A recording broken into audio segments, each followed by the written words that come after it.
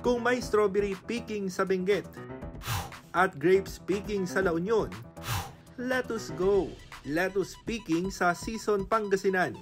Iba't ibang klase ng latugas ang mapipitas sa isang farm sa Barangay Binmukeg na binuksan noong 2022.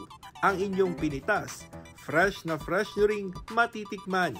Pwedeng magpaluto o magpagawa ng farm-to-table dishes gaya ng lettuce vegetable salad na pinasarap ng secret ingredient nilang sarsa at ginisang lettuce sa sardinas. Pinaparami ang mga lettuce gamit ang hydroponics na di gaya ng tradisyonal na pagtatanim, iwas peste raw at bantay sarado. Yung kagandahan nito yung continuous yung supply ng nutrients. Continuous yung supply ng nutrients, yaka yung oxygen niya na sasama sa tubig, bukod pa yung sa oxygen na na-absorb sa leaves niya.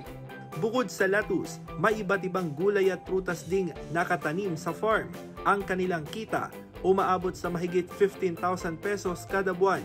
Pero sabi nga nila, magtanim ay di biro.